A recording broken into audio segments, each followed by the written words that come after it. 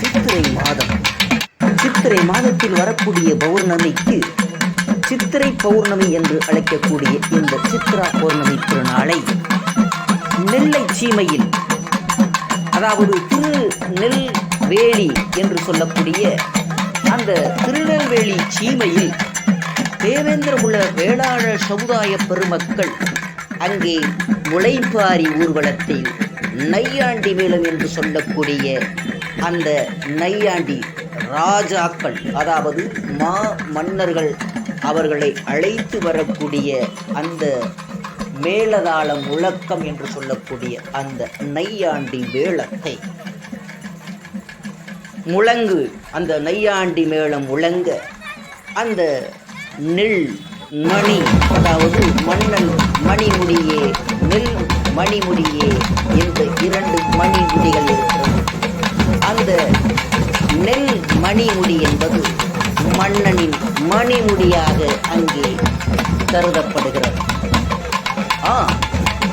நெல் வகையை எண்ணினாலும் பள்ளு வகையை எண்ண முடியாது என்பது ஒரு வழக்காகவும் இருந்து வருகிறது. அதன் அடிப்படையில் குறிப்பாக திருச்சி பகுதியில் இருந்து தூத்துக்குடி மாவட்டம் வரையிலும் இருக்கக்கூடிய இந்த தேவேந்திரகுல வேளாளர் சமுதாய மக்கள், அந்த நெல் இன மக்கள் என்று சொல்லக்கூடிய அந்த மக்கள், அதாவது மாரி என்றால் மழை, அதாவது மருத நிலத்தில் நீர் சம்பந்தப்பட்ட துறையில் இருக்கக்கூடிய கடவுள்களை தெய்வமாக வணங்கக்கூடியவர்கள். ஆகையினால் மருத நில தலைவனாக இருக்கக்கூடிய, மருத நில வேந்தனாக இருக்கக்கூடிய ஏந்திரன், அதாவது ஐந்திரன் என்று சொல்லக்கூடிய நீர், காற்று, ஆகாயம், பூமி, சூரியன், அந்த பஞ்சபூதங்களை உள்ளடக்கிய இயற்கை தெய்வமாக இருக்கக்கூடிய ஐந்திரன் வழிபாடு. அந்த ஐந்திரன் தான் இந்திரனாக மருவி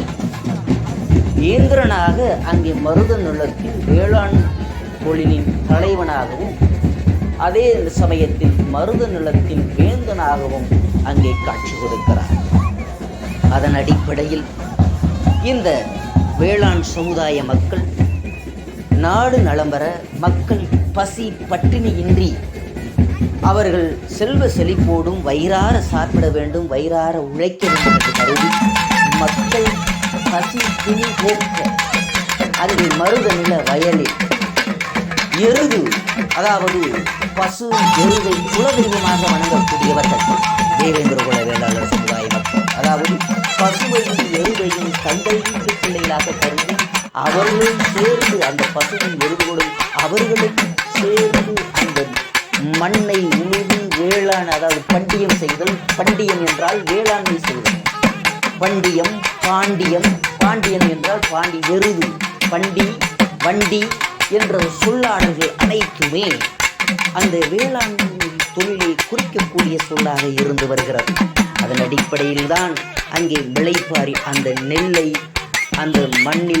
மண்ணில் விளைத்து வருகின்ற அந்த பக்குவ பயிரானது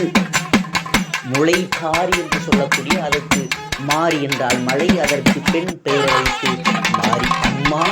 மாரி தாயே என்று அந்த நீர் சம்பந்தப்பட்ட துறை இயற்கை தெய்வமாக இருக்கக்கூடிய அந்த மாரியம்மனை சித்ரா பௌர்ணமி அன்று வணங்குவது, அதுவும் சித்திரை மாதத்தில் வரக்கூடிய பௌர்ணமி நிலவத்தான் சித்திரை பௌர்ணமியை சித்ரா பௌர்ணமி என்று அன்போடு பெண் பெயரிட்டு அழைத்து அந்த பௌர்ணமி திருநாள் அன்று அந்த அம்மனுக்கு முளைப்பாரிகளையும், அந்த முளைப்பாரிகளை தலையில் சுமந்து வரக்கூடிய அந்த பெண்கள் அந்த அம்மனுடைய அந்த அம்மனாகவே காட்சி கொடுத்து அந்த அந்த முளைப்பாரியை சுமந்து வந்து அந்த தாமிரபரணி நதி கரையில் அந்த கலக்கக்கூடிய அந்த செயல்தான் அந்த அம்மனுக்கு வழிபாடு செய்து அந்த அம்மனுக்கு, அந்த அம்பாளுக்கு சமர்ப்பித்து அந்த மாரி தாய்க்கு, அந்த மாரி அம்மாவுக்கு, அந்த மாரியம்மனை அப்படி வணங்கி கொண்டு 700 ஆண்டுகளாக தொடர்ந்து இந்த வழிபாடுகளை செய்து வருகிறார்கள் என்பது அங்கிருந்து நமக்கு வரக்கூடிய செய்தியாக நமக்கு செய்தி நிபுணர்கள் நமக்கு படம்பிடிப்பு நமக்கு நம்மளுடைய கடையர் செய்தி பிரிவினுடைய நெறியாளர்கள் கடையன் நெல்லூர் என்று கூட அங்கே திருநெல்வேலி சீமைகள் இருக்கிறது. கடையன் நெல் பிளஸ் ஊர், கடையன்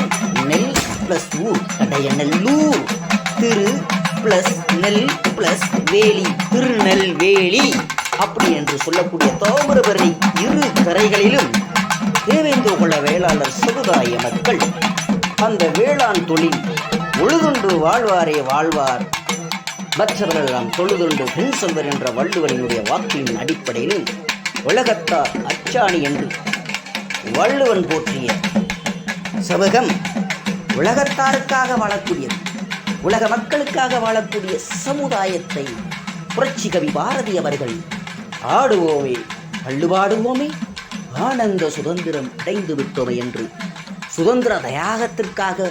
இந்த பல்லர் சமுதாய மக்கள், இந்த தேவேந்திரகுல வேளாண் சமுதாய மக்கள் சுதந்திரம் அடைந்தால்தான் இந்தியாவே சுதந்திரம் அடைந்ததற்கான